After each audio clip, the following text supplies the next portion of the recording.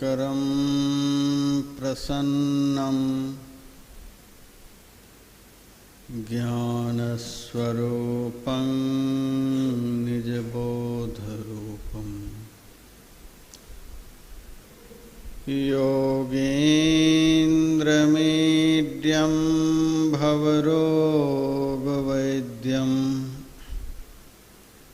श्रीमद्गुरुं नित्यमहं नमामि। यस्याङ्घ्रिपङ्कजपरागपरप्रभावात् भूत्वा कृतिमतां श्रुतिमाचरामि तं सद्गुरुं सततसर्वसुखं सदग्र्यं वन्दे सदा विमलबोधघनं विचित्रम्।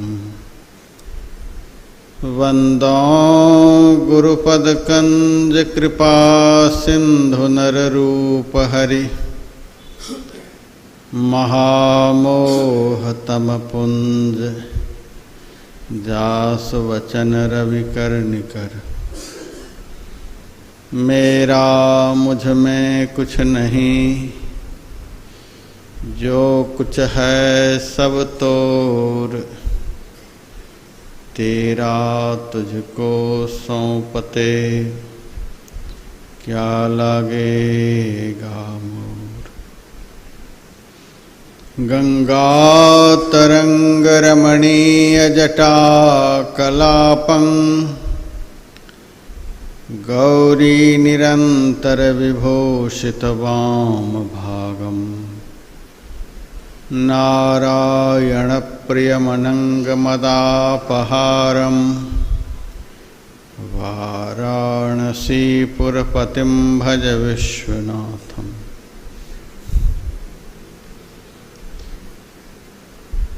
पवित्र ओंकारेश्वर क्षेत्र में आयोजित 10 दिवसीय ध्यान एवं सत्संग शिविर में भाग लिए हुए सत्संग प्रेमी सज्जन वृंद, माताओं तथा बहनों,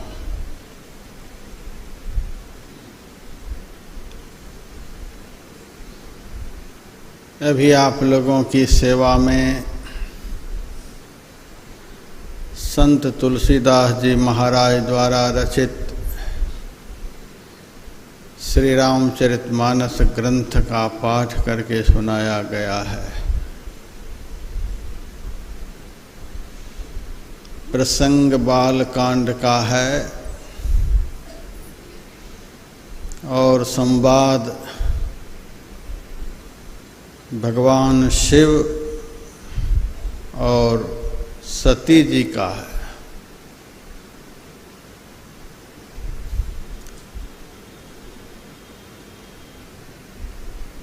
मानस के इस पावन प्रसंग में भगवान शिव ने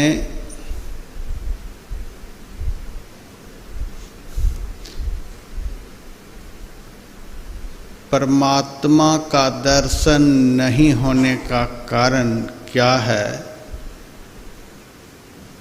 वह बतलाया है।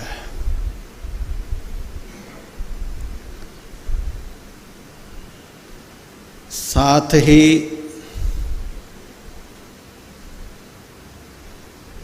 प्रत्येक मनुष्य के साथ जो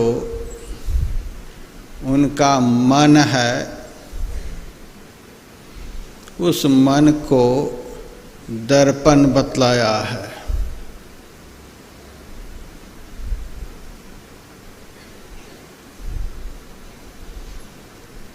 रूप, रस, गंध, स्पर्श और शब्द,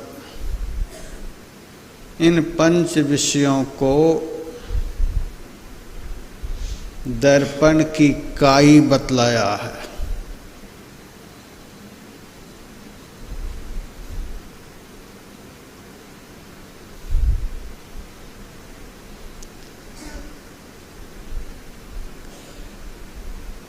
आत्मचक्षु से हीन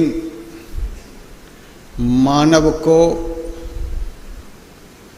अंधा बतलाया है। और भी बहुत कुछ इस प्रसंग में है।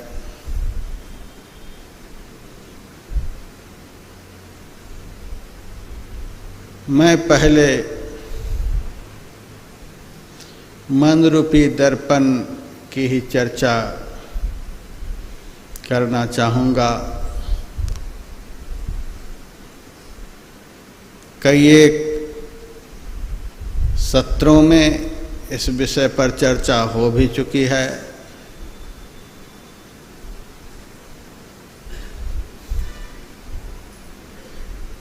भगवान ने मन को दर्पण बतलाया। दर्पण के सहारे आदमी अपना मुंह को अच्छी प्रकार से देख लेता है।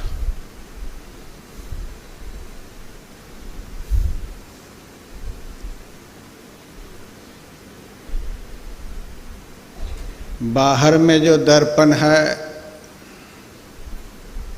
उस दर्पण में आदमी अस्थि, चमड़ा, मांस आदि से बना हुआ जो रूप है, उस रूप को आसानी से देख लेता है।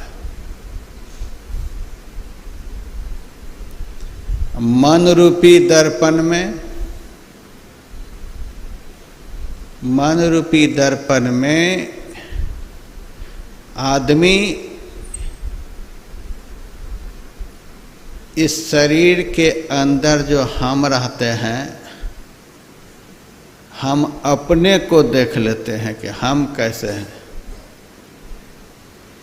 यह दर्पण कितना महत्वपूर्ण है, जिस दर्पण में जीव को अपना स्वरूप दिख जाए। लोग मन की निंदा दिन रात करते रहता है, मन ऐसा है, मन वैसा है, मन पागल है, मन विषयी है, ये है वो है।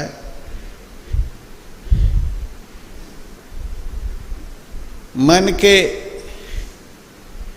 बुरे पक्ष की ओर ही सब झांकते रहते हैं।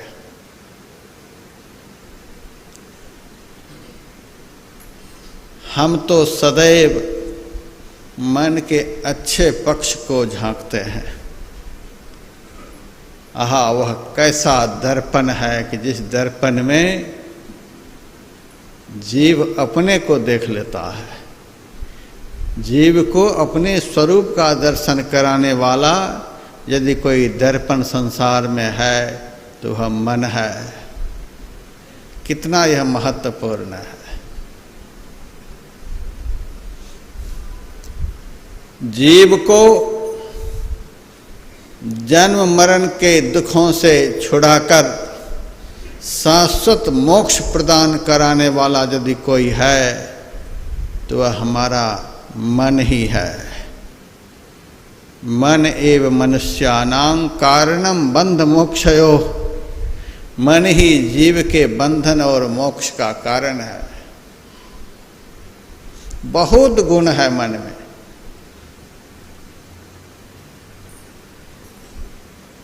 कुछ लोग कहते हैं, महाराज आज ध्यान में जो मैं बैठा बड़ा आनंद आया।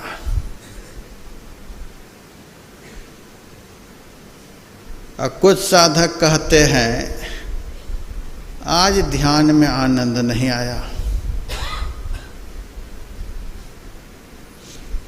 कुछ को आनंद आया, कुछ को आनंद नहीं आया। ध्यान में आनंद किसको आया? जिसका मन ध्यान के समय ध्याता के साथ में था। ध्याता, ध्यान करने वाला यदि अपने मन को ध्यान के समय साथ में रख लिया तो उस ध्याता को ध्यान का आनंद प्राप्त हो जाएगा। आनंद किसको नहीं आया? जिस ध्याता ने ध्यान तो किया लेकिन मन को बाजार में छोड़ दिया। घंटा भर बैठा तो रहा लेकिन आनंद नहीं आया।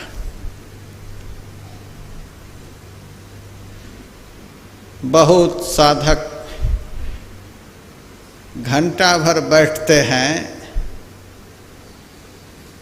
तो उनको पता नहीं चलता है कैसे घंटा पूरा हो गया।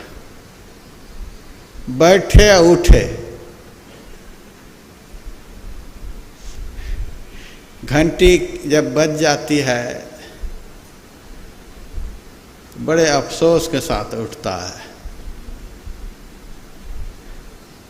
भीतर में दुख होता है।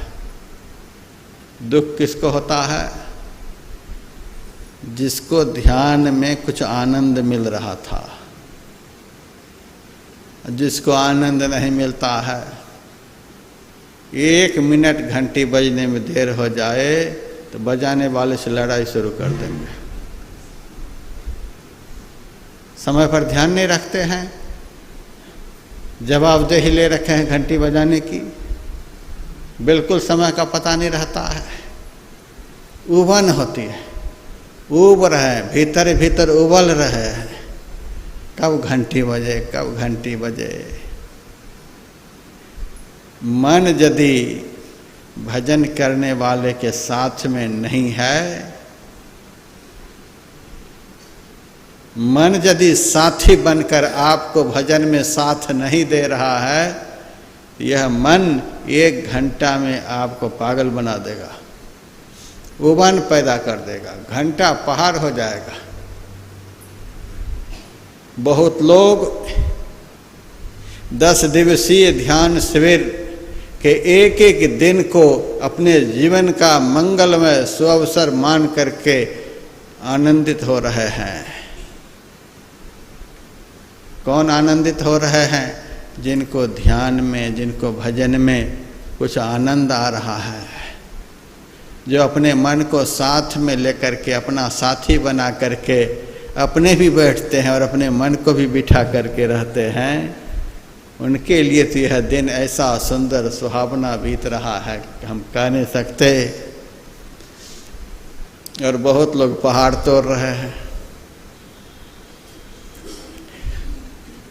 आज 5वां दिन चल रहा है, 5 पहाड़ तोड़ के हटा दिए, अब 5 पहाड़ बचे हैं, जल्दी जल्दी तोड़ करके निकलेंगे।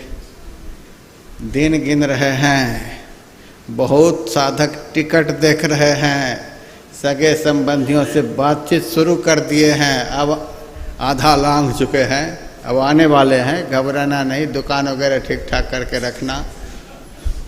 सारे काम धंधे समझाने लग गए, अब चलने वाले हैं, आधा शिखर तोड़ करके बैठे हैं, घुटन हो रहा है। दिन नहीं बीत रहा है, घंटा नहीं बीत रहा है। मन को यदि भजन करने वाला अपना मित्र नहीं बना सका तो दुश्मन मन आपको पागल बना देगा, 1 मिनट आपके लिए पहाड़ खड़ा कर देगा। मन एव मनुष्यानां कारणम बंध मोक्षयो, बंधन और मोक्ष का यह कारण है।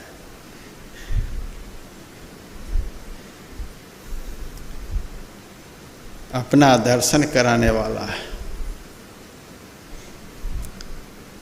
आत्मा की आंख से परमात्मा का दर्शन होता है। दूसरे की आंख से कोई परमात्मा को देख नहीं सकता, अपनी आंख से। आत्मा स्वतः आंख है जिससे परमात्मा का दर्शन होता है।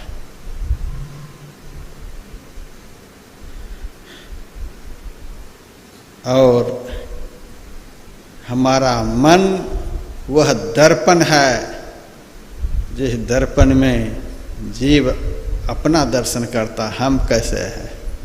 यह साधारण चीज है। महाराज मन नहीं स्थिर होता, मन भाग जाता है, मन स्थिर नहीं होता, मन भाग जाता है। दिन भर यही बोलता रहता है। भजन पर बैठे मन भाग गया, मन नहीं रहता है, मन स्थिर नहीं होता है, कहाँ से कहाँ चला जाता है। इन बातों को बोल बोल कर क्यों मन को कोस रहे हैं?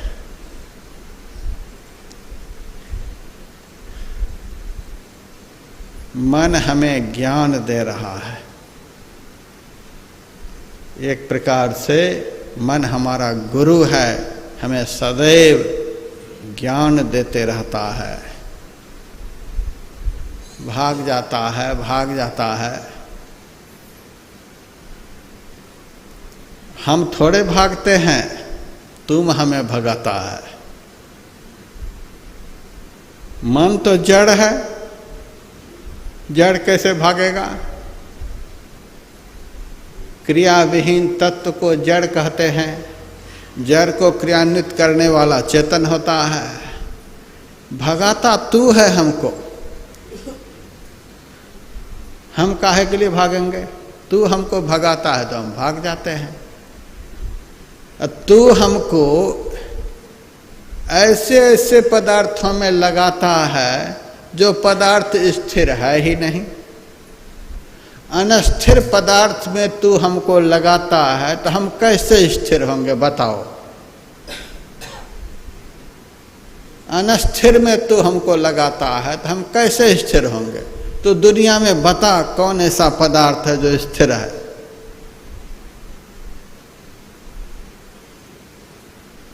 तब आदमी सोचता है संसार में तो कोई ऐसा पदार्थ नहीं जो स्थिर हो। अनस्थिर पदार्थ में हम मन को लगाएंगे तो ये स्थिर कैसे होगा? यह कभी स्थिर नहीं होगा। स्थिर में लगाओ। जिस दिशा में चलकर उस स्थिर पदार्थ का ज्ञान होता है, उस दिशा की ओर भी मन को कोई प्रेरित कर दे, मन की चंचलता खत्म हो जाती है। संत तुलसी साहब की वाणी में गुरु गैल मेल मिलाप तुलसी मंत्र विषधर बस करे। मन रूपी जो विषधर नाग है, इस विषधर नाग को यदि गुरु के बताए हुए 10वां द्वार रूपी गली में कोई प्रवेश करा दे, ये बस में हो जाता है।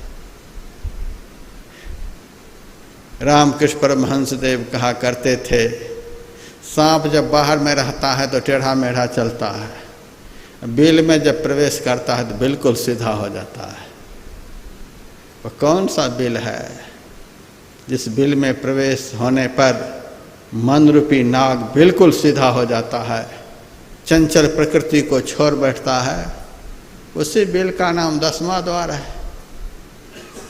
ये नैन सैन सुचैन सुंदरी साज श्रुति पीऊ पै चली, गिरी गवन गोह गुहारी मार्ग चढ़त गढ़ गगना गली।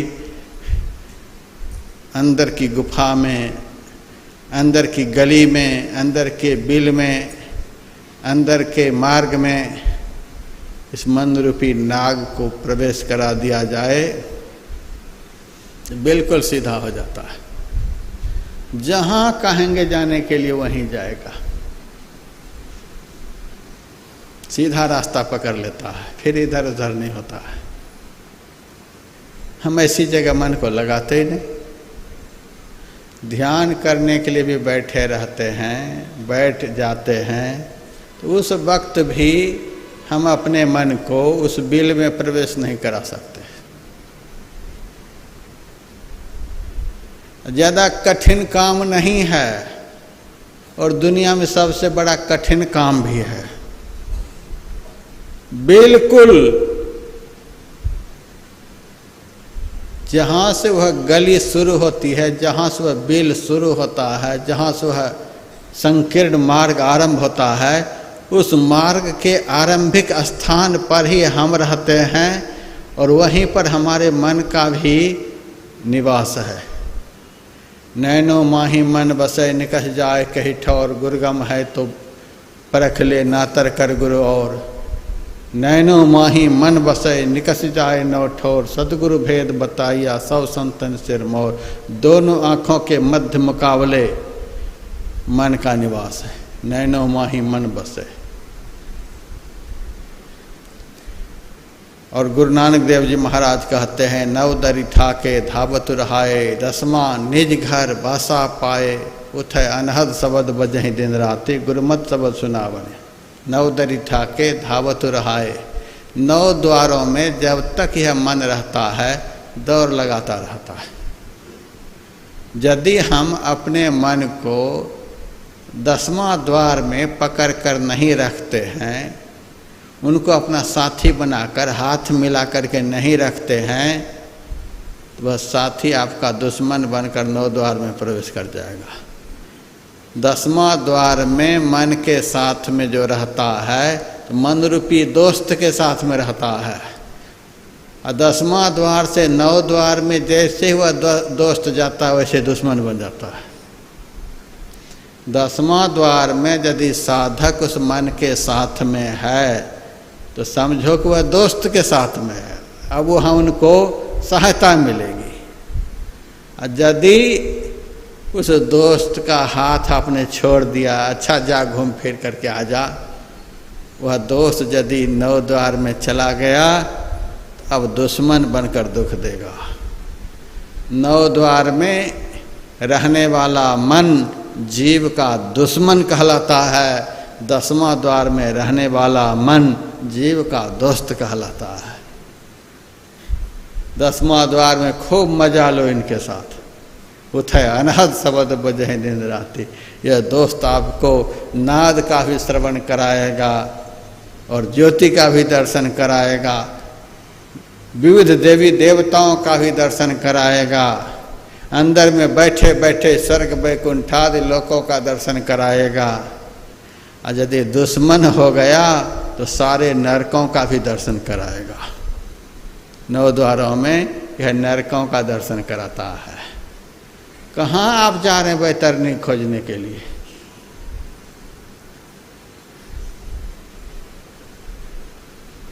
आजकल तो जगह जगह यह क्रिया हो रही, बैतरनी दान हो रहा है, बैतरनी दान हो रहा है। एक ही पंडे 1-2 ठो गाय को बांध करके रखता है, उसी 2 गाय से कितने को बैतरनी पार करा रहा है। वो कहाँ जाएगा पता नहीं, गाय कहाँ जाएगी पता नहीं, और लोग बैतरनी पार हो रहे हैं, सब बैतरनी पार हो रहे हैं।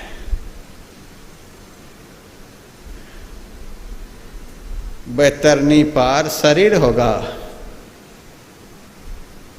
शरीर बैतरनी पार होगा, ये शरीर में रहने वाला बैतरनी पार होगा। 9 द्वार ही नरक का द्वार है। जो पंडित, और पंडित धर्मशास्त्रों में कहा गया है संत को, सदगुरु को, विद्या विनय संपन्ने ब्रह्मणे गविहस्तनी सुनिचैव सपाके च पंडिता समदर्शिनः, मातृवत् परदारेषु परद्रव्येषु लोष्ठवत् आत्मवत् भूतेषु यह पश्यति स पंडितः। ऐसा दर्शन करने वाला कौन हो सकता है? संत ही तो होते हैं। संत ही यथार्थ में पंडित हैं, संत ही यथार्थ में पुरोहित हैं। पुरोहित का अर्थ क्या होता है? पूजा कराने वाला। इस शरीर रूपी पूर्व में रहने वाला जो जीव है, इस जीव का जो सदैव हित करते हैं उसको पुरोहित कहते हैं। वो हैं सदगुरु। सदगुरु अपने सद्ज्ञान से अपने सत्शिष्य को नरक के 9 द्वारों से निकालकर 10वां द्वार में प्रवेश करा देते हैं। बैतरनी पार हो गए। यह हुआ बैतरनी पार। अरे आप तो पार हो ही गए। आप जिस वंश में जन्म लिए हैं, उस वंश में जन्म लिए हुए जितने भी होंगे, आपके भजन प्रताप से वे भी बैतरनी पार हो जाएंगे।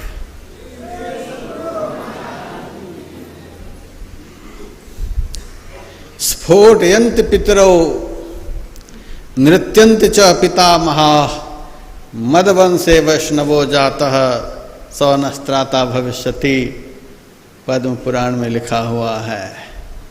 स्फोटयंत पितरो, 9 द्वारों से जिन्होंने अपने को 10वां द्वार में प्रवेश करा लिया है, ऐसे भक्त के जन्म से उनके पितरगण पितृलोक में ताल ठोकते हैं।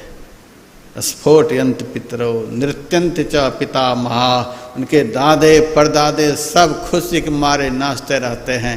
क्यों? मद वंश से वैष्णवो जाता है, मेरे वंश में ऐसे भक्त ने जन्म लिया है कि जिनके जन्म से अब मेरा भी उद्धार हो जाएगा, मेरा भी कल्याण हो जाएगा। ऐसे बैतरनी पार होना होता है।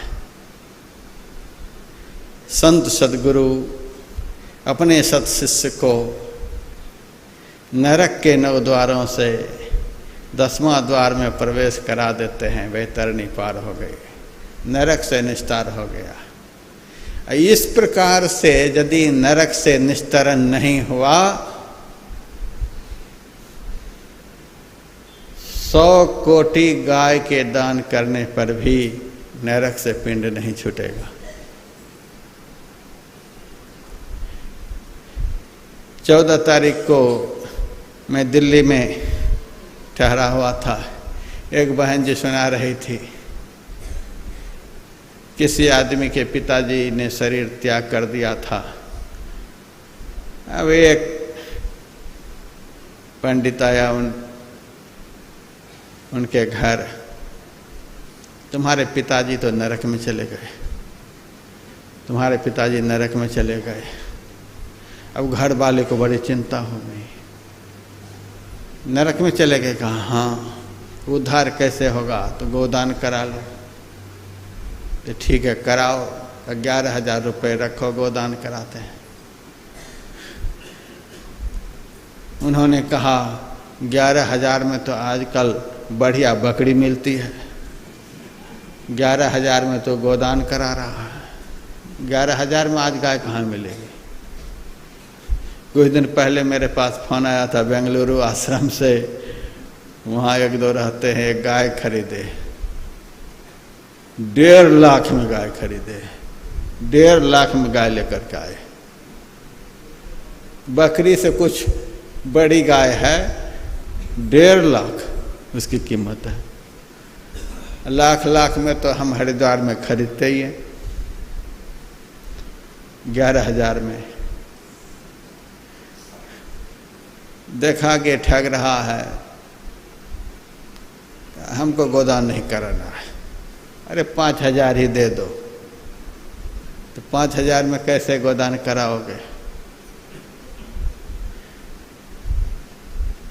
हम गाय के गले की रस्सी ले आते हैं, उसी पर पैसे रख देंगे, मंत्र पढ़ देंगे, तुम्हारे पिताजी पार हो जाएंगे। गाय के गले की रस्सी खोल करके ले आया, उसी पर 5,000 रख दिया, बस पार हो गए। आजकल के लोग आत्मज्ञान बिना नर भटके, क्या मथुरा क्या काशी। आत्मज्ञान विहीन लोग, डर तो लगता है नरक का।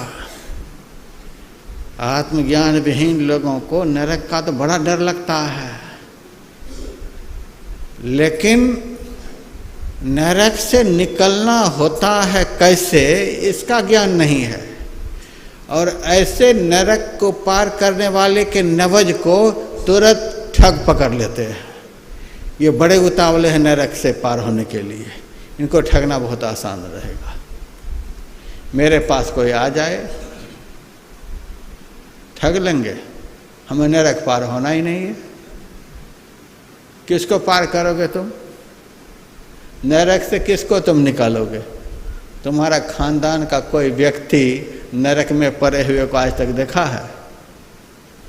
जो नरक में पड़ा हुआ है, जो नरक में गया, नरक में जाने वाले को, नरक में पड़े हुए को, नरक से निकालने वाले का दादा परदादा दुनिया का कोई भी उनका देखा है? नरक में यह जीव पड़ा हुआ है, जीव को देखा है? बिना देखे ही पार हो गए, पार हो गए। हमारे जहाँ जन्मभूमि है वहाँ कुछ मारवाड़ी समाज रहते हैं। वहाँ की जो परंपरा है, कोई मर जाता है तो उनके पुरोहित आते हैं और खूब बढ़िया चारपाई बिछा देते हैं, उस पर चादर फैला देते हैं। उसके बाद पूछते हैं मेरे पिताजी कठे गयो, कठे गयो, तो वो बोल जाता उन्हीं के भाषा में, वहाँ गयो, वहाँ अभी रास्ते में है, अभी स्वर्ग नहीं पहुँचा है, रास्ते में है। तो पहुँचेगा कैसे? एक चादर और रखो इसके ऊपर। अब कहाँ गए? अब आधा किलोमीटर गयो है, फिर एक चादर रखो, अब कितना? 1.5 किलोमीटर गयो है। ऐसे चादर उड़ाते उड़ाते जब पूरे घर के चादर खत्म हो जाते हैं तब कहते स्वर्ग पहुंच गयो, स्वर्ग पहुंच गयो। सारे घर के माल को छान लेते हैं और पूरे घर के लोग उत्सव मनाते हैं, पिताजी स्वर्ग पहुंच गयो, पिताजी स्वर्ग पहुंच गयो। अब पिताजी स्वर्ग पहुँचे चाहे नहीं पहुँचे, पिताजी के खानदान का तो सब चादर पंडित जी के घर पहुँच ही गए। वैसे ऐसे लोग ठगा रहे हैं, तीर्थ में जाकर के ठगा रहे हैं, धामों में ठगा रहे हैं, मंदिरों में ठगा रहे हैं। न तो ठग की कमी है इस दुनिया में, न ठगाने वाले की कमी है इस दुनिया में। हम तो दुनिया घूमते हैं, सब तरह के लोगों से भेंट मुलाकात होती है। किस कदर लोग ठग रहे हैं और किस कदर लोग ठगा रहे हैं पता नहीं। नरक कहाँ है? नरक में कौन पड़ा हुआ है? नरक कैसा है? नरक से निकलना कैसे होता है? कुछ पता नहीं। अब पार हो गए। ऐसे लोगों को कौन समझाए? आत्म ज्ञान बिना नर भटके, क्या मथुरा क्या काशी।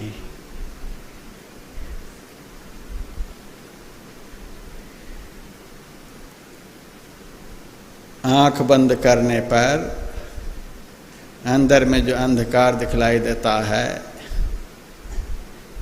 ये अंधकार शरीर के पिंड भाग में है। शरीर के पिंड भाग में 9 द्वार हैं। गुरु नानक देव जी महाराज कहते हैं 9 दरवाजे 9 दर फीके, रस 10वां अमृत चुई जाए। 9 दरवाजे 9 द्वार होकर क्या निकल रहा है? कि बैतरनी की धारा बह रही है। 9 दरवाजे 9 दर फीके, फीका रस निकल रहा है।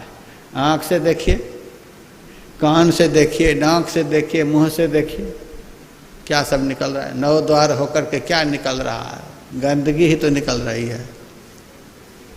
दक्षिण भारत में गंगा जी नहीं है, तो वहाँ के लोग गंगा जल का इस्तेमाल बहुत महत्वपूर्ण ढंग से करते हैं।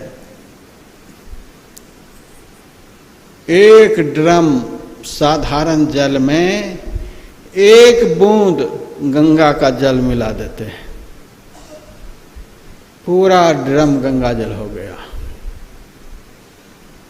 गंगा जल का इतना महत्व शास्त्र में है कि ड्रम भर सामान्य जल को 1 बूंद गंगा जल पूरा का पूरा गंगा जल बना देता है।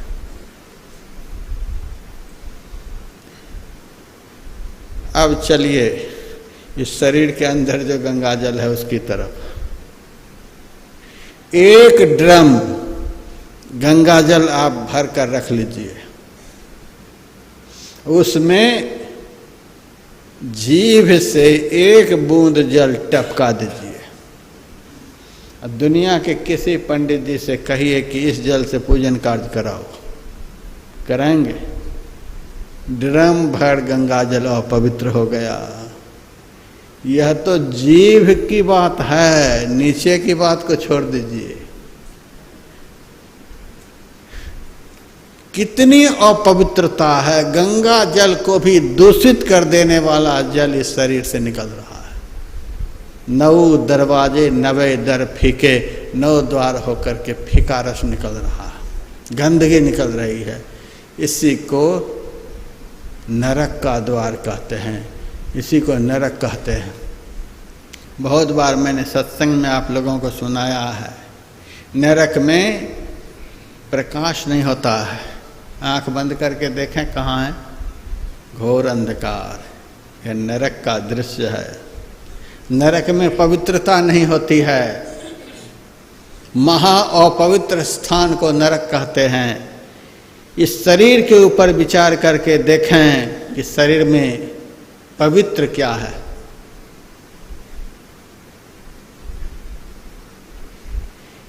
इस 9 द्वार वाले शरीर के अंदर ईश्वर अंश जीव अविनाशी चेतन अमल सहज सुख राशि, जिस जीव के लिए काकभूषण जी ने अमल शब्द का प्रयोग किया है, वह अमल जीव भी 9 द्वार में रह करके मलिन जीव कहलाता है। 9 द्वार में रहने वाले जीव को मलिन जीव कहा जाता है। 10वां द्वार में यह जीव प्रवेश कर जाए, यह निर्मल जीव कहलाता है। यही जीव 10वां द्वार में प्रवेश कर जाए तो निर्मल जीव कहलाता है, हंस कहलाता है। 10वां द्वार में प्रवेश किया हुआ जीव की संज्ञा हंस की होती है, और 9 द्वार में रहने वाले जीव की संज्ञा काग की होती है। कौआ काला होता है, हंस उजला होता है। देखिए तुरंत नाम बदल गया। वही 9 द्वार में काग कहलाता है, 10वां द्वार में हंस कहलाता है।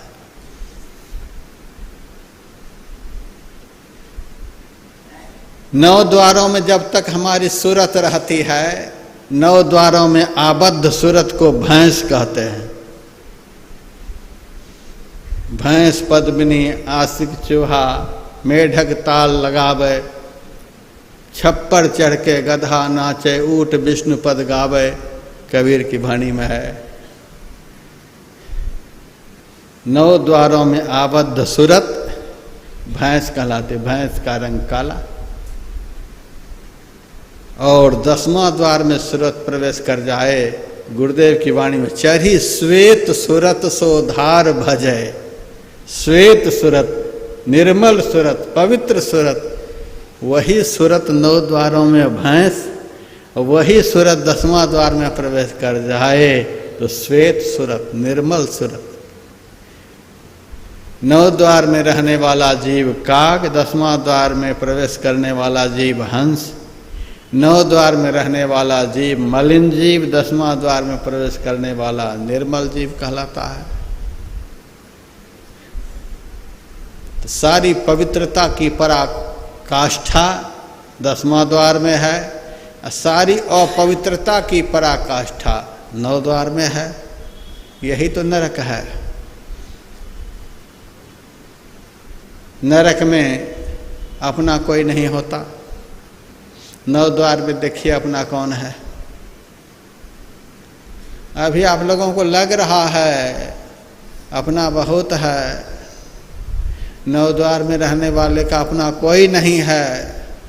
कबीर की वाणी में है, बहिया पकड़ी जम ले चले कोई संग न साथी हो। 9 द्वार में रहने वाले जीव को जब घसीट करके जमदूत लेकर के जाने लगता है तो कोई संग न साथी हो, कोई बचाने वाला है? कब लेकर के गया किसी को पता भी नहीं चलता है। जाते हुए देखते हैं, इतनी तेजी में लेकर के जाते हैं कि कोई पकड़ भी नहीं सकता, देख भी नहीं सकता। कोई देखने वाला नहीं, कोई साथ देने वाला नहीं, कोई सहयोग करने वाला नहीं। 9 द्वार में रहने वाले का कोई संगी साथी नहीं, अकेले ही मरता पिटता चला जाता है। 10वां द्वार में कोई प्रवेश कर जाए, किसकी मजाल की उसको जमदूत पकड़ ले। 10वां द्वार में प्रवेश किया हुआ जीव जब देह का त्याग करने लगता है, स्वर्गादि लोकों से विमान ले लेकर के सारे देवी देव उनके अगवानी में आते हैं, नगारे बजाते हैं, ढोल बजाते हैं, बड़े स्वागत के साथ विमान पर उठा करके ले जाते हैं। एक सिंहासन चढ़ी चले, एक बंधे जात जंजीर। अभी तो मेरी बात का पता नहीं चलेगा, समय आएगा तो चलेगा। अभी तो लगेगा पता नहीं क्या सब बोल रहे हैं, क्या सब बोल रहे हैं। महात्मा की बात तब पता चलती है जब जीवन से सारा समय निकल जाता है। क्या बोले थे ओंकारेश्वर में। अंधेरे में रहने वाले जब सफ़र करेंगे तो उस दिन पता चलेगा। नक्शा तो उतना नज़र नहीं आता है, फिर भी यदि कोई होंगे प्रकाश वाले, वे यदि सफ़र करेंगे तो उनको भी पता चलेगा कि क्या बोले थे। ब्रह्म वाक्यम जनार्दनम, संत वाणी के आधार पर बोलते हैं। संत वाणी पर हमको पूरा विश्वास है, भरोसा है। बहियाँ पकड़ी जम ले चले, कोई संग न साथी हो। अंधेरे में रहने वाले को कोई देखने वाला नहीं, कोई बचाने वाला नहीं। रोते बिलखते छटपटाते नाना प्रकार के दुखों को भोगते हुए जाना पड़ेगा। 10वां द्वार वाले बड़े आनंद से जाएंगे। नरक में सुख नहीं होता। जहाँ हम लोग हैं अनुभव करते होंगे कितने सुख में हैं।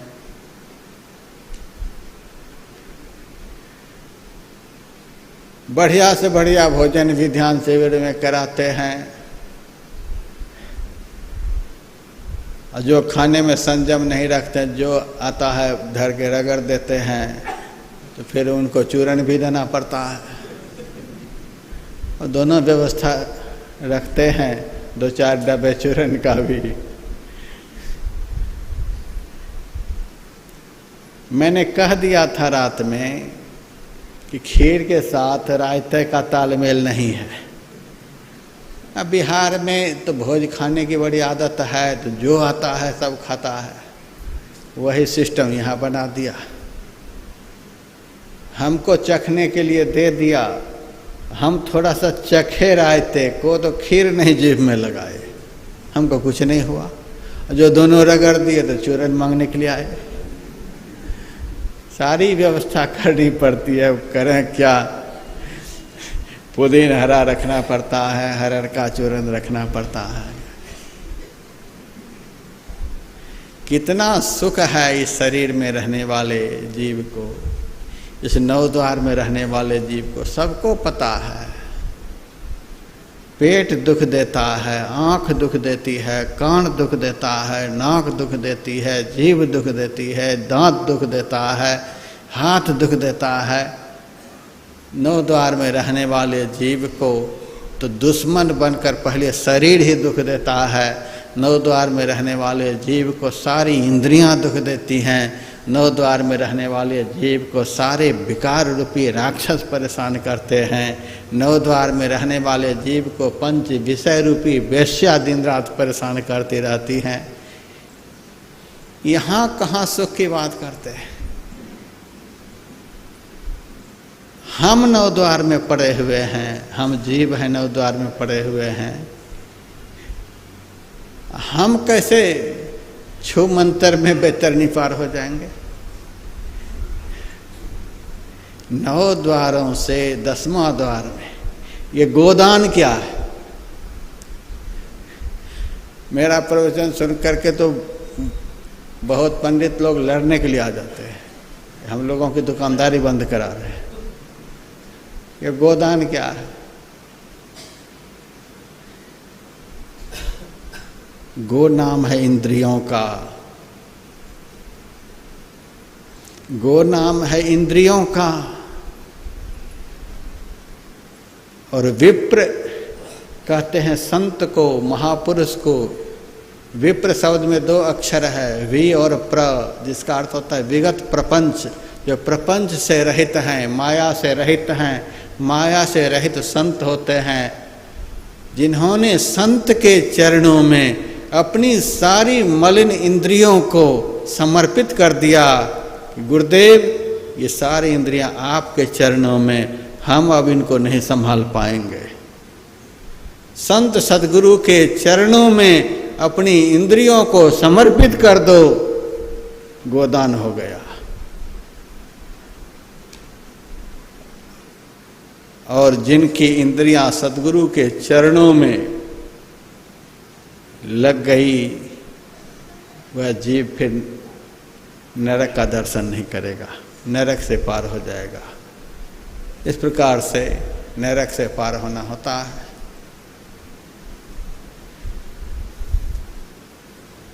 नौ द्वारों से 10वां द्वार में प्रवेश करना, यही बैतरणी पार है, नरक से पार होना है।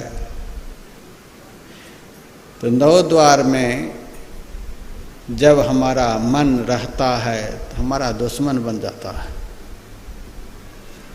वह मन दुश्मन की तरह हमको सताता है, दुख देता है। भजन के समय भी दुख देता है, जब भजन में मन नहीं लगता है तब दुख देता है। सत्संग में भी भाग जाता है तो दुख देता है। शुभ कर्म में, सत्कर्म में जब यह साथ नहीं देता है तो दुख होता है। 9 द्वार में रहने वाला मन जीव को दुश्मन की तरह दुख देता है। इस मन को यदि कोई संभाल ले, इससे बढ़कर दोस्त भी दुनिया में कोई नहीं।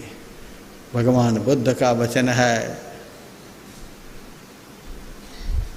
मन यदि अपने बस में हो जाए, मन यदि अपने नियंत्रण में हो जाए,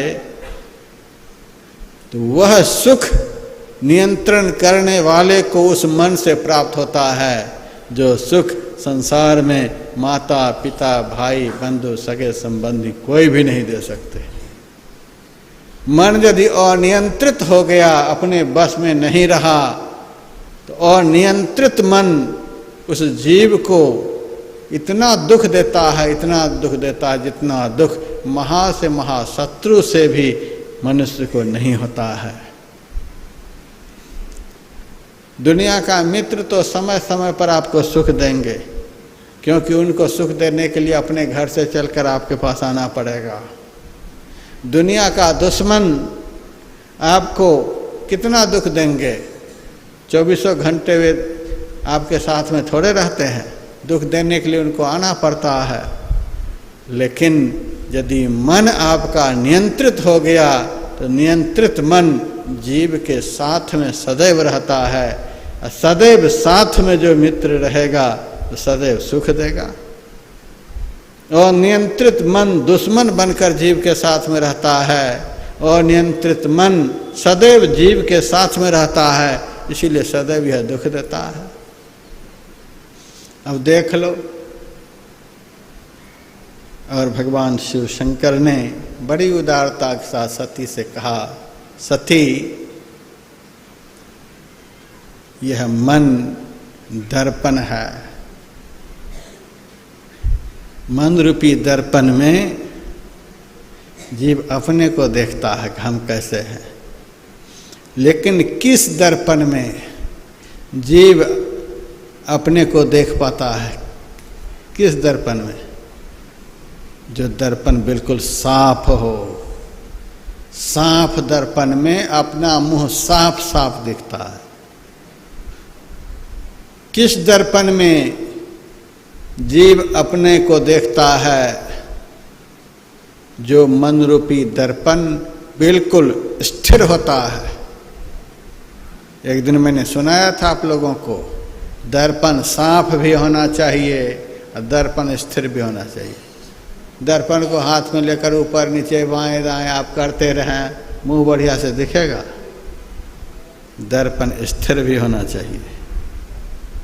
और स्थिर दर्पण को आप अटैची में रखें, अटैची में तो दर्पण स्थिर ही है, मुंह दिख जाएगा? नहीं दिखेगा।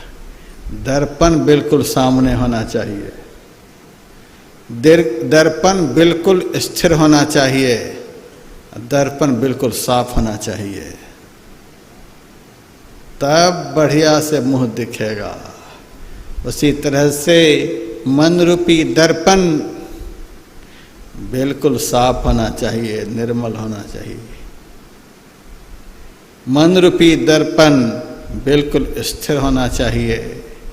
9 द्वारों में स्थिर नहीं होगा, 10वां द्वार में स्थिर होगा, क्योंकि वह द्वार ही इतना सूक्ष्म है कि मन को हिलने डुलने का कोई साधन ही नहीं है। जिस कारण से मन हिलता डुलता है वह कारण वहाँ उपस्थित होता ही नहीं।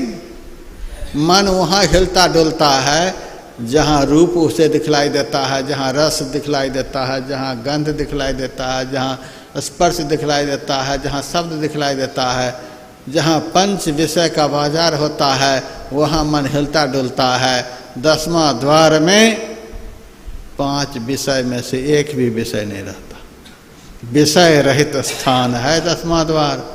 इसीलिए 10वां द्वार में मन को हिलने डुलने का कोई संसाधन मिलता ही नहीं, हिलने डुलने लायक वहाँ जगह है ही नहीं, क्योंकि सहस्र भाग एक बाल बराबर, एक बाल के 1000वां भाग के बराबर 10वां द्वार है। इतना सूक्ष्म मार्ग में स्वाभाविक रूप से मन सीधा हो जाता है, कोई विषय वहाँ है नहीं, इसीलिए वह हिलता डुलता नहीं है, सीधा भी हो जाता है, स्थिर भी हो जाता है। और वह द्वार न ऊपर है, न नीचे है, न बाएं है, न दाएं है, बिल्कुल सामने है। 10वां द्वार में मन स्थिर भी होता है, सीधा भी होता है, सामने भी होता है, साफ भी होता है। आजकल तीर्थ में देखते हैं कितनी भीड़ है, क्यों सारी दुनिया तीर्थ में आ रही है? सबको बड़ा डर है, सब पाप धोने के लिए आते हैं, सब तीर्थ में पाप धोने के लिए आते हैं, पाप से छूटने के लिए आते हैं। दान करते हैं किस लिए? जो पाप किए हैं वह कट जाएगा, जो सब पाप जमा किए हैं सब समाप्त हो जाएगा, जितना पाप चिपका हुआ है सब धुल जाएगा। तीर्थ में इसीलिए आते हैं। तीर्थ का अर्थ भी यही होता है, तीर्ण धातु से तीर्थ शब्द बना हुआ है, जिसका अर्थ होता है उद्धार करने वाला। तीर्थ का अर्थ उद्धार करने वाला, जहाँ जाने से आदमी का उद्धार हो जाए उसी स्थान को तीर्थ कहते हैं।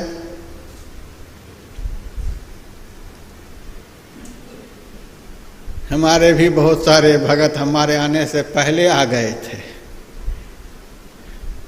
धन्य है हमारे सत्संगी, जिनको इस सत्संग शिविर में आने के लिए इतना मन में भाव था, इतना उतावलापन था कि बहुत तो हमारे आने से पहले आ गए।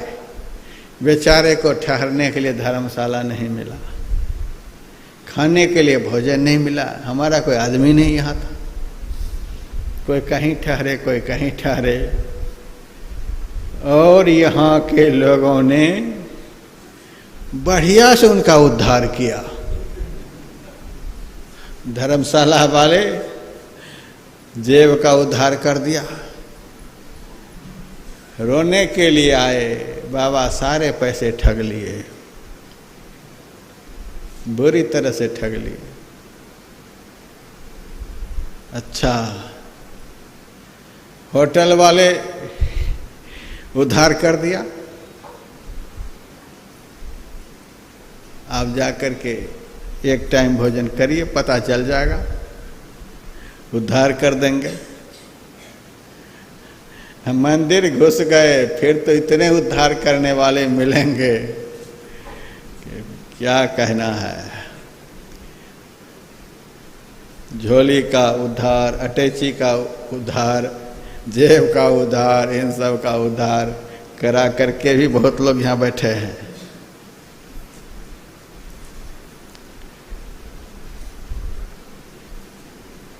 जैसी कमाई होती है वैसी जगह पर जाती है, यह भी बात है। 1 नंबर की कमाई होती है तो 1 नंबर की जगह पर खर्च होती है। 2 नंबर की कमाई 2 नंबर की जगह पर, 3 नंबर की कमाई 3 नंबर की जगह पर। आप लूट करके आए हैं तो आपको भी लूट रहे हैं। यदि सच्चाई और ईमानदारी का धन आपके पास होता तो सच्चाई और ईमानदारी की जगह पर खर्च होते।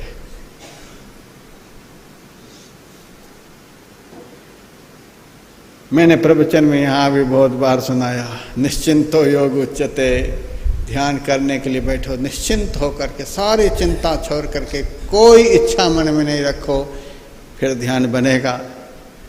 गंगोत्री में भी सुनाया था, एक भगत घर से 2 लाख रुपए लेकर के यहाँ आए गंगोत्री, 1 रुपए नहीं रखे, सब लेकर के वापस चले गए। उनकी पत्नी का फोन आया, महाराज जी हमारे पतिदेव गए थे वहाँ दान करने के लिए, आपको दान किए कि नहीं? मैंने कहा हमें तो पता नहीं, हमें तो कुछ नहीं दिया होगा। 2 लाख लेकर गए थे, पूछ लो उन्हीं से, पूछ लो उन्हीं से दिया कि नहीं दिया। अपने पति से पूछती है, आप गए थे लेकर दिए कि नहीं दिए? गए तो थे लेकर के, लेकिन बाबा ने प्रवचन में सुनाया कि ध्यान करने के लिए आए हो तो सब इच्छा छोड़ दो, सब इच्छा छोड़ दो। तो 2 लाख लेकर जो आए थे देने की इच्छा से, तो बाबा ने कहा सब इच्छा छोड़ दो, तो लेकर के चले गए। फिर बाबा ने ही ऐसा प्रवचन सुनाया कि लेकर के चले गए। ये देखो 2 नंबर की कमाई, आकर के भी चले गए, जहाँ का था वहीं चला गया। सबका धन सही जगह पर खर्च नहीं होता है। 1 नंबर की कमाई जो होगी 1 नंबर की जगह पर, आप लोग देख रहे हैं 5 टाइम यहाँ ध्यान चल रहा है, 3 टाइम सत्संग। दोनों समय यदि आप लोग जोड़ेंगे तो कम से कम 10 घंटे तो हो ही जाते हैं। 10 घंटे जो यहाँ तप कर रहे हैं, उसके पेट में यहाँ खीर जा रही है, रोटी जा रही है, सब्जी जा रही है। आप दान की जगह खोज रहे हैं। लुटेरों के हाथ में आपके धन जा रहा है, ठगों के हाथ में धन जा रहा है। यदि उस धन का सही जगह पर उपयोग कर लेते तो धन सार्थक हो जाता। लेकिन आप तो मेरे प्रवचन का अर्थ ही अलग लगा लेते हैं। कहाँ से कहाँ आपका धन चला जाता है, कहाँ कहाँ लोग खर्च करके आ गए, कहाँ कहाँ से खर्च करके आ गए। लेकिन इस महायज्ञ में खर्च करने के लिए कुछ नहीं बचा, कहाँ कहाँ खर्च करके आ गए।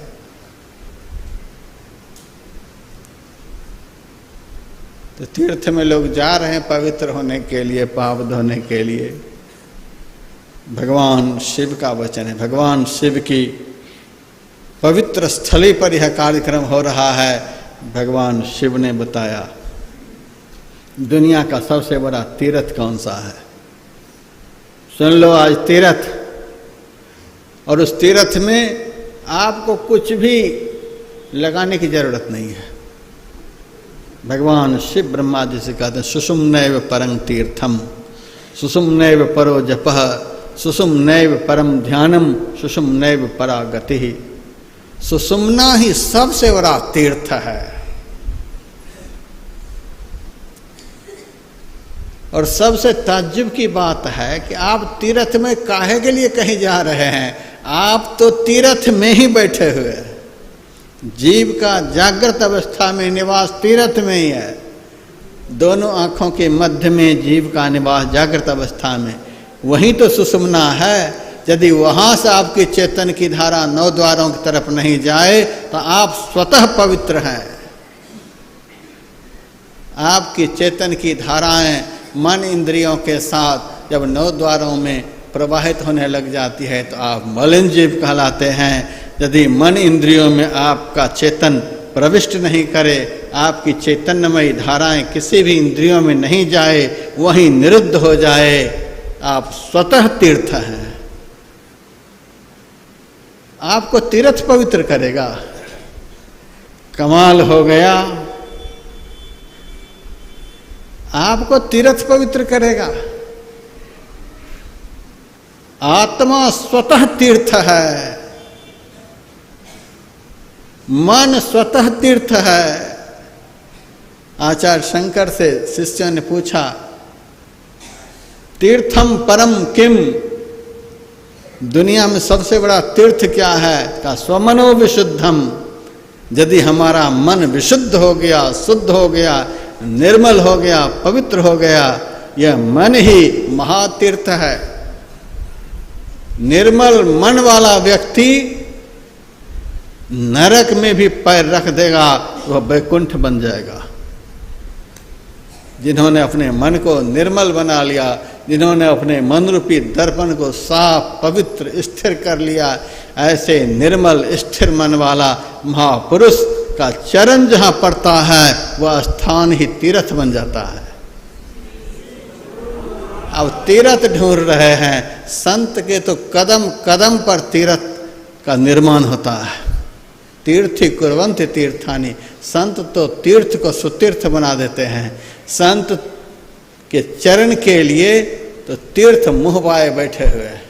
संत के चरण यदि तीर्थ में नहीं पड़े, वह तीर्थ नरक बन जाएगा।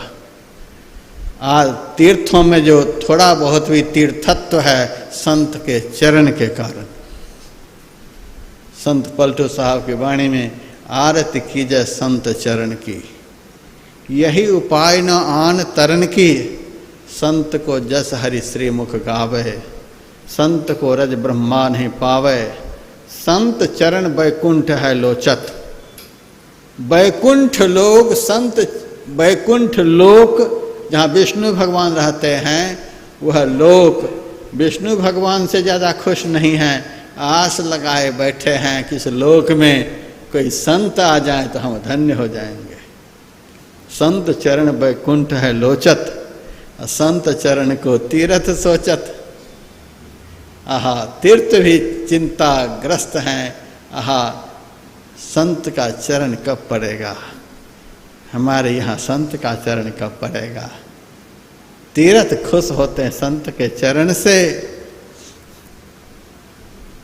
और भाग्यहीन लोगों को कौन कहे संत चरण को छोड़ करके कहाँ कहाँ जा रहे हैं पवित्र होने के लिए। पलटू दास ऐसे कहने वाले आग में झोंक दिए थे पलटू दास जी को अयोध्या में। बड़े साफ सुथरे बोलने वाले, उनको कोई डर नहीं। संत चरण को छाड़ी के पूजत भूत बैताल, पूजत भूत बैताल मुए पर भूते होई, जेकर जहमा जीव अंत को पावे सोई। देई देवा झूठ सकल यह मन के भ्रमना, यही भरम में पड़ा लगा है जीवन मरना।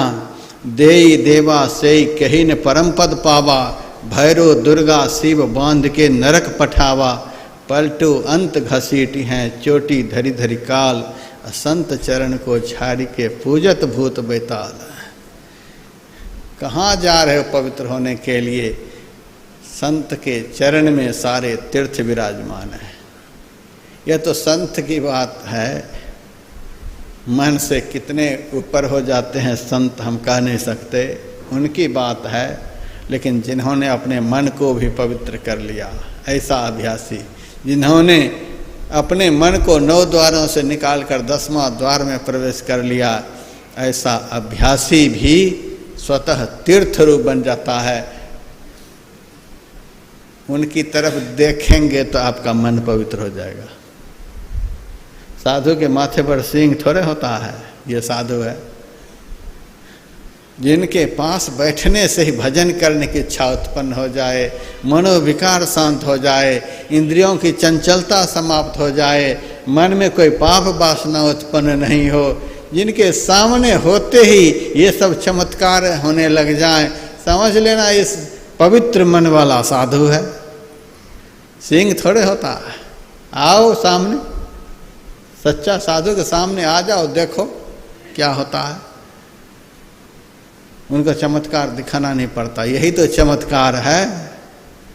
उनके सामने होते ही नमस्कार करने की भावना उत्पन्न हो जाएगी। सामने होते ही सब कुछ में परिवर्तन, विलक्षण परिवर्तन होने लग जाएगा। यहाँ पर कोई संत नहीं पंडाल में बैठे हैं, सब साधक हैं, अभ्यासी हैं। किसी का मन हमारी समझ से पूर्ण रूप में स्थिर नहीं होगा, तो भी इतनी शांति से बैठे हैं। क्यों बैठे हैं? अभी आप लोगों का मन शांत है। कैसे शांत है? इतने सारे लोग एक साथ बैठे हैं, क्यों अभी आप लोगों का मन शांत है? इसके पीछे कारण है। जैसे सपेड़े के सामने सांप शांत होता है, वैसे ही पहुँचे हुए सद्गुरु के सामने संसारी लोगों का मन शांत हो जाता है। गुरु गैल मेल मिलाव तुलसी, मंत्र विषधर बस करे। धरती वेद पताले गयो, शेष नाग को बस कर लियो। बांसुरी बाजत सत की तारी, तासों भयो सकल विस्तारी। कमल बीच पटताल, ऐसा जानता कोई ख्याल। ऐसे संत के सामने होते ही मन रूपी शेषनाग शांत हो जाता है, फन काढ़ना बंद हो जाता है उनका। सुषुम्नेव परम तीर्थम, सुषुम्ना ही सबसे बड़ा तीर्थ है। कहाँ आप जा रहे हो तीर्थ में? आपको कहीं जाना ही नहीं पड़ेगा, एक कदम हिलाने की जरूरत नहीं। जिस तीर्थ में जाने से जन्म जन्म के पापों से आपका निस्तार हो जाएगा, वह तीर्थ तो ऐसा है। नरक में पहुंच जाती हैं इंद्रियां, जब स्थिर हो जाती हैं तो तीर्थ में पहुंच जाती हैं। आपको हिलने डुलने की कोई जरूरत नहीं। सुषुम्नैव परं तीर्थम, सबसे बड़ा तीर्थ है।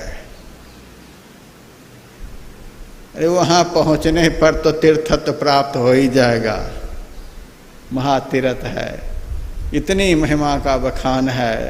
भगवान शिव कहते गंगायां सागरे स्नात्वा नत्वा च मणिकर्णिकां, मध्य नाड़ी विचारस्य कलांगनारहन्ति षोडशी। गंगा सागर में जाकर के कोई स्नान करे, गंगायाम सागरे स्नात्वा नत्वा च मणिकर्णिकां। वाराणसी में मणिकर्णिका घाट है, वहाँ प्रणाम करने का बड़ा भारी फल है। वहाँ जाकर कोई प्रणाम करे। गंगा सागर में स्नान करने का फल, मणिकर्णिका घाट को प्रणाम करने का फल। शिव जी कहते मध्य नारी विचारस्य,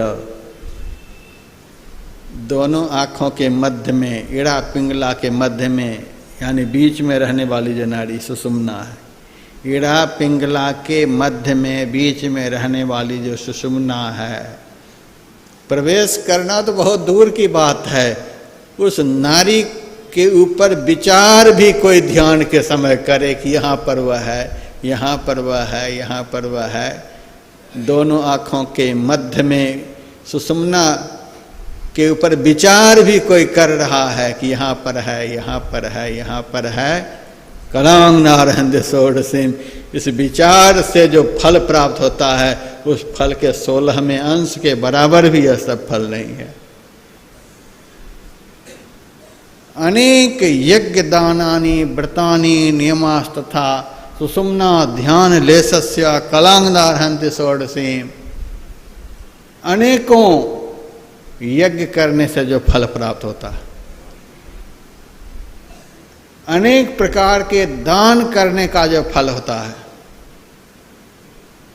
अनेकों नियम व्रत करने का जो फल होता है, ये सारे फल को इकट्ठा कर लो। सुषुम्ना ध्यान लेशस्य, इड़ा पिंगला के मध्य में जो सुषुम्ना है, उस सुषुम्ना में क्षण मात्र भी आपका मन टिक जाए, कलांगनारहन्ति षोडशी, उस टिकने से जो आपको फल प्राप्त होगा, उस फल के 16वें अंश के बराबर भी ये सब फल नहीं है। इसीलिए शिव जी कहते हैं शिव जी के दरबार में आए हो सत्संग सुनने के लिए, शिव जी की बात नहीं मानो, नाचते रहो, ये कौन सी शिव भक्ति है? सुषुम्नैव परम तीर्थम सुषुम्नैव परो जपः, सबसे श्रेष्ठ जप। कोई माला पर जप कर रहे हैं, कोई बोल बोल करके जप कर रहे हैं, कोई कैसे जप कर रहे हैं, कोई कैसे जप कर रहे हैं। सुषुम्ना में कोई दृष्टि को टिका दे, दुनिया का सबसे बड़ा जप वही है। बिना मंत्र बोले ही जप हो रहा है। सुषुम्ना में दृष्टि स्थिर हो गई, सबसे बड़ा जप हो गया, सबसे बड़ा आवाहन। जप का अर्थ आवाहन करना, इष्ट का आवाहन करना। जहाँ इष्ट है वहीं पुकार हो रही है। ऐसा बिना जप का ही जप होता है। सुषुम्ने परो जप, सुषुम्नैव परम ध्यानम, यही श्रेष्ठ ध्यान है, यही श्रेष्ठ एकाग्रता का अभ्यास है। सुषुम्नैव परागति, यही श्रेष्ठ गति है, मोक्ष को देने वाला यही स्थान है, यही सबसे बड़ा तीर्थ है।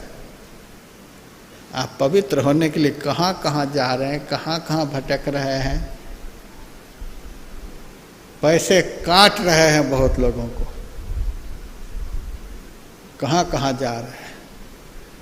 अपनी जेब में पैसे लेकर के बैठो, जो जो यहाँ कहा जा रहा है वह सब करो। किसी से पैसे की मांग नहीं होती है। जो यहाँ कहा जा रहा है वह यदि कोई कर रहा है तो हमको भी बहुत अधिक खुशी, हमसे तो अनंत गुना अधिक खुश होते होंगे हमारे गुरु महाराज। गुरु महाराज को लेन देन ज़्यादा पसंद नहीं, कुछ लेकर के आए, बिल्कुल पसंद नहीं। इनको क्या चाहिए? तो पूर्ण काम है। चाहने वाले तो संसार के लोग हैं, ये तो देने वाले हैं। इनके अंदर में क्या चाहना है? इनको तो तब खुशी होती है जब इनका भक्त सही ठिकाने पर होता है। इनको तब दुख होता है जब भक्त इनका बनकर भी न जाने किनका किनका बनने लग जाता है। सही ठौर ठिकाने को भी छोड़ करके इधर उधर भटकने लग जाता है। ऐसे ऐसे सदगुरु को कष्ट होता है। यहाँ करके भी चले गए। जहाँ असली दर्शन है, जहाँ असली तीर्थ है, जहाँ असली जप है, जहाँ असली तप है, जहाँ असली दर्शन है, जहाँ असली दान है, जहाँ असली बैतरनी पार है, वहाँ छोड़ करके आदमी कहाँ कहाँ जा रहा है। बात नहीं बनेगी। सुबह भी मैंने ब्रह्मानंद की वाणी को सुनाई।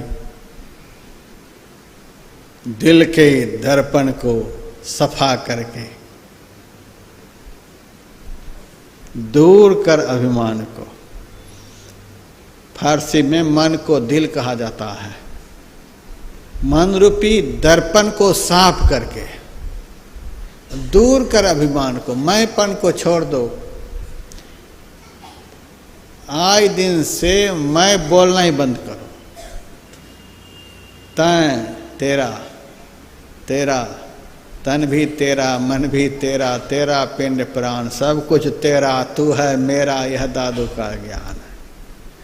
मेरा शब्द का प्रयोग यदि हो इस अर्थ में, हे गुरुदेव एकमात्र आप मेरे हो और कोई मेरा नहीं।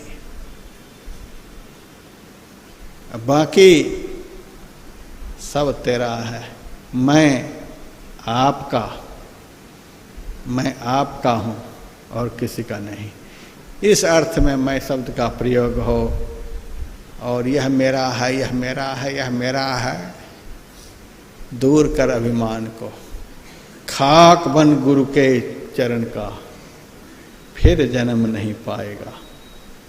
जो भजे हरि को सदा, सो परम पद पाएगा। ऐसा बन जा। भगवान शिव कहते हैं यह मन बड़ा विलक्षण है। इस मन रूपी दर्पण को कोई साफ कर ले, स्थिर कर ले, शांत कर ले, सामने ठिकाने पर लगा ले, अपना रूप दिखला देगा। हम कौन हैं? हमारा स्वरूप क्या है?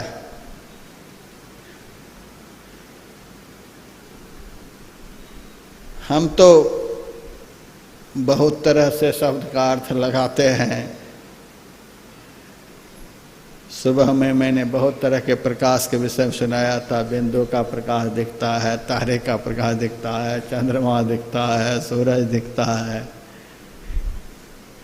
हमारे अंदर में यह सब कहाँ से आ गया? हमारी दृष्टि जब एकाग्र हो जाती है,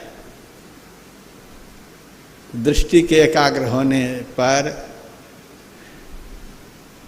चेतन का सिमटा हो जाता है। हम चेतन हैं। दृष्टि के सिमटा होने पर चेतन का सिमटा होता है। चेतन के जैसे सिमटा होता है वैसे चेतन का रूप जो प्रकाशमय है वह प्रकट होता है। हम स्वतः बिंदु बन जाते हैं। हम ही बिंदु हैं, हम ही तारे हैं, हम ही चंद्रमा हैं, हम ही सूरज हैं, हम ही अनहद नाद हैं, हम ही अनाहत नाद हैं। और क्या कहें? कहते कहते यह भी मैं कह देता हूँ, हम ही परमात्मा हैं।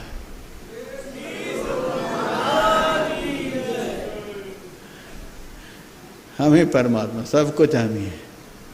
दरिया साहब की वाणी का पाठ करें।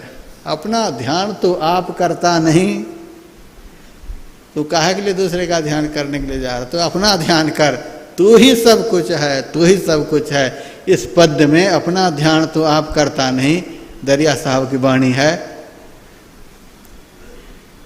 यहाँ पर जो पाठ होता है महर्षि में उपदेशामृत का, उसी महर्षि में उपदेशामृत में यह शीर्षक है, अपना ध्यान तू आप करता नहीं। दरिया साहब की पूरी वाणी है, आप पढ़ लीजिए। अंदर में जो कुछ भी दिखता है सब हमारा ही रूप है। जो कुछ भी दिखता है वो हमारा ही रूप है। हम ही सब कुछ है। हम अपने को भूल गए, इसलिए कुछ से कुछ हैं। यदि हम अपने में समाहित हो जाएं तो हम ही सब कुछ हैं। उपनिषदकार कहते हैं, स्वात्मानं पुरुषं पश्य मनस्तत्र लयंगतम रत्नानि ज्योत्स्नि नादं तो बिंदु माहेश्वरम पदम य एवं वेद पुरुषः। इस प्रकार से कहा है, स्वात्मानं पुरुषं पश्यन्। मनुष्य को अपनी आत्मा की ओर देखना चाहिए। आप अपने को देख लो, देखने के लिए कुछ बाकी नहीं बचेगा। सब कुछ देख लेंगे। आत्म दर्शन हो गया। सब दर्शन अपना स्वरूप का दर्शन होते ही यह अपना इतना व्यापक है कि पराया कुछ रहेगा ही नहीं। सब कुछ हम ही है। जो कुछ भी दिखता है, जो कुछ भी सुनाई पड़ता है, सब हम ही है। लेकिन अनुभव क्यों नहीं हो रहा है? काई विषय मुकुर मन लागी। मन रूपी दर्पण के ऊपर विषय की काई लगी हुई है, बुरी तरह से लगी हुई है। विषय काई है। रूप, रस, गंध, स्पर्श, शब्द, ये सब काई है। मन रूपी दर्पण को गंदा करने वाली है। शास्त्रानुकूल रूप को यदि हम नहीं देख रहे हैं, जो मन आया वही देखने लग गए, वह रूप आपके मन को मैला बना देगा। ये काई है, ये मैल है। रूप विषय जो है वही मैल है। शास्त्र विरुद्ध, संत ज्ञान के विरुद्ध रूप का दर्शन मन को मैला करता है। शास्त्र विरुद्ध शब्द का श्रवण मन को मैला करता है। शास्त्र विरुद्ध स्पर्श मन को मैला करता है। शास्त्र विरुद्ध गंध मन को मैला करता है। शास्त्र विरुद्ध रसास्वादन मन को मैला करता है। ये पंच विषय जो है महा मैल है, महागंदगी है, महाकाई है। इसी कारण से हम सब कुछ हैं लेकिन कुछ भी नहीं देख पा रहे हैं। लेकिन कोई झाड़ू नहीं, कोई साबुन नहीं, कोई सर्फ नहीं, जिसके द्वारा मन के ऊपर जो विषयों की काई अनादिकाल से जमी हुई है वो साफ हो जाए। बाहर में कोई संसाधन नहीं, काई जमी हुई है मन रूपी दर्पण के ऊपर, अंदर में सफाई हो रही है। बाहर में जहाँ काई है वहीं सफाई होनी चाहिए। दिल का हुजरा साफ कर जाना को आने के लिए, ध्यान गैरों का उठा उसको बिठाने के लिए। आ गए हैं तो सफाई की बात चलती ही रहेगी। 10 दिन का ध्यान शिविर, सत्संग शिविर क्या है? यह मन रूपी दर्पण को साफ करने वाला आयोजन है। यह एक प्रकार से महासफाई अभियान है। इस महासफाई अभियान में आप लोग आए हुए हैं और यह अभियान साधारण आदमी का चलाया हुआ नहीं है। कहते हैं यह अभियान महात्मा गांधी चलाए थे, महासफाई अभियान महात्मा का चलाया हुआ है। संत महासफाई अभियान चलाते हैं, असंत उनका तो अभियान आप लोग देखते ही होंगे। इस सफाई अभियान में जुड़े रहें। ध्यान के द्वारा, सत्संग के द्वारा यह अभियान चलता है। इस अभियान में जुड़े रहें, जरूर एक न एक दिन साफ होंगे। यही थोड़ा सा भी सुनाया। अभी एक भजन सुन लीजिए, 2 आध्यात्मिक आरती और अभी का सत्र समाप्त होगा। एक सूचना है, महर्षि में अनुभव प्रकाश पर 100 रुपये की छूट विभीषण पानीपत के द्वारा, धर्म की रीढ़ पर 200 रुपये की छूट जितेंद्र जी बोध गया के द्वारा। जिनकी इच्छा हो इस छूट का आनंद ले लीजिए।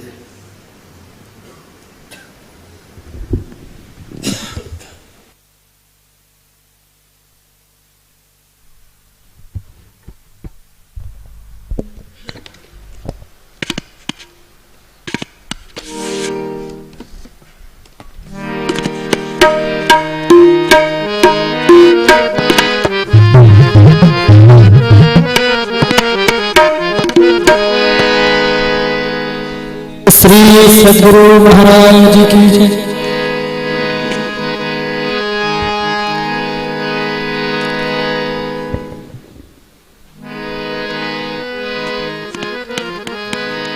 जैसा कि पूज्य बाबा के मुखार बिंद से आप सभी ने सुना कि अपने स्वरूप को जानो, तो ब्रह्मानंद भजन माला से भजन है। अपने को आप भूल के हैरान हो गया, अपने को आप भूल के हैरान हो गया, माया के जाल में फंसा वीरान हो गया, माया के जाल में फंसा वीरान हो गया, अपने को आप भूल के हैरान हो गया, अपने को आप भूल के हैरान हो गया।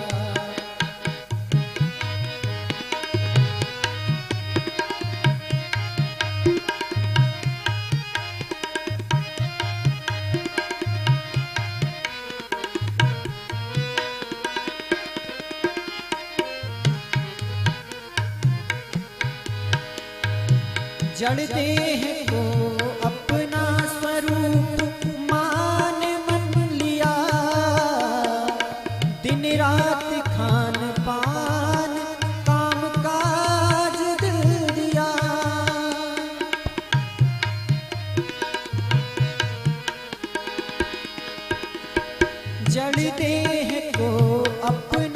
स्वरूप मान मन लिया,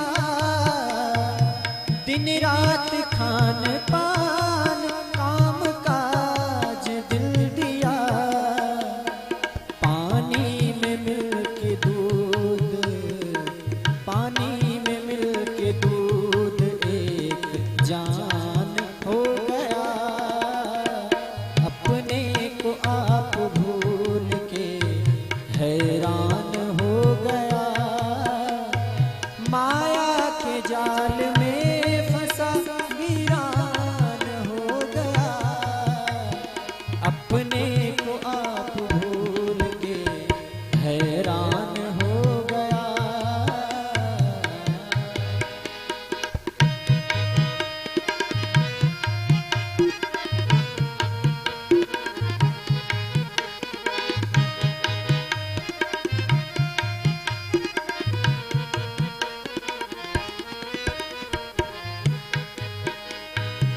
विषयों की देख देख के लालच में आ रहा।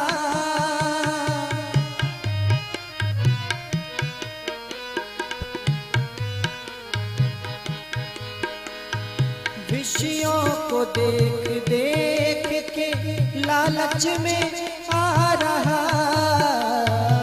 दीपक में जो पतंग जाए के समा रहा। दीपक में जो पतंग जाए के समा रहा। बिना विचार के सदा, बिना विचार के सदा नादान हो गया। अपने को आप भूल के हैरान हो गया। अपने को आप भूल के हैरान हो गया।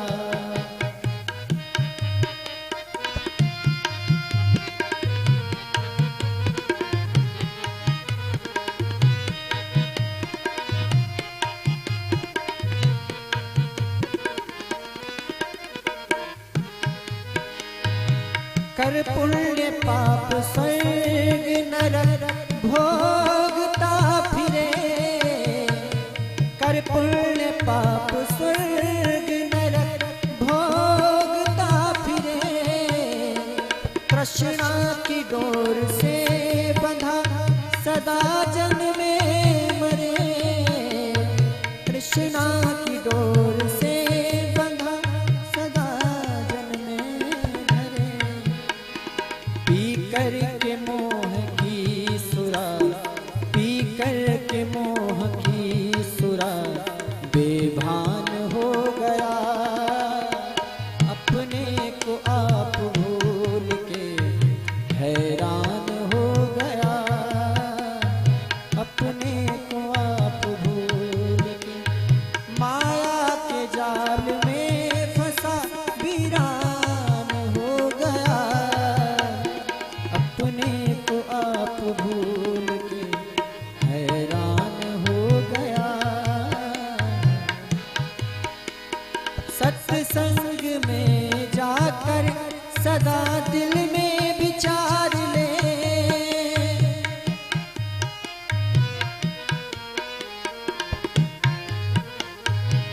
सत्संग में जाकर सदा दिल में विचार ले। बदल में अपने आप रूप निहार ले। बदल में अपने आप का तू रूप निहार ले। ब्रह्मानंद मिले मोक्ष जभी, ब्रह्मानंद मिले मोक्ष जभी ज्ञान हो गया।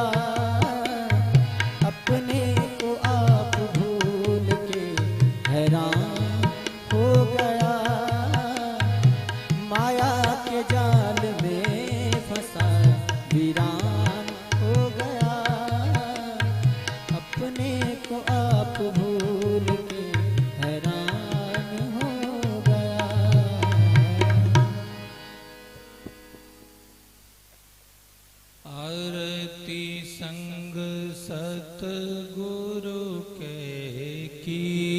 जय अंतर जोत होत लख लीजय पांच तत्व तन अग्नि जराई दीपक चास प्रकाश करी जय गगन थाल रवि शशि फल फूला मूल कपूर कलश धर दीजय अक्षत नभ तारे मुक्ताहन पोहप माल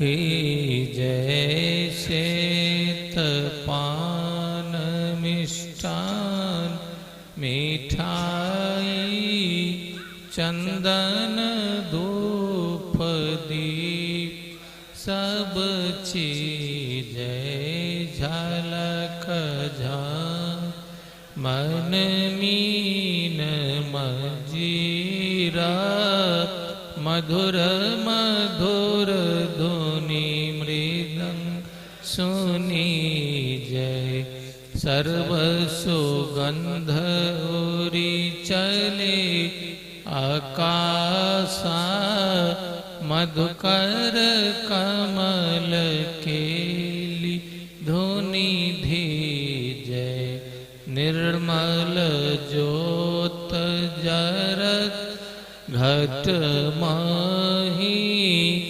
देखत दृष्टि दोष सब छीजय अधर धार अम्ब वही आवे सतमत द्वार अमर रस भीजय पी पी होय सुरत मतवाली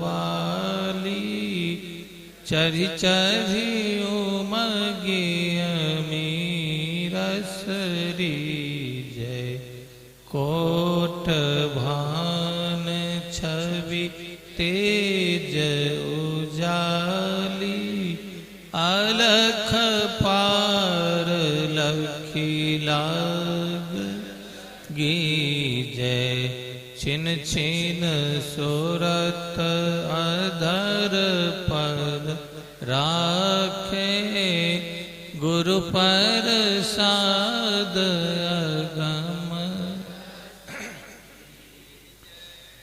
दमकत करक करक गुरु धामा उलटी अलल तुलसी तन तीजय आरती तन मंदिर में की जय दृष्टि युगल कर सन्मुख दीजय चमके बिंदु सूक्ष्म अति उज्ज्वल ब्रह्म ज्योति अनुपम लख लीजय जगमग जगमग रूप ब्रह्मांडा निरखी निरखी ज्योति तज दीजय शब्द सुरत अभ्यास सरलता करी करी सार शब्द गहिली ऐसी जुगति काया गढ़ त्यागी भव भ्रम भेद सकल मल छीजय भव खंडन आरती निर्मल कर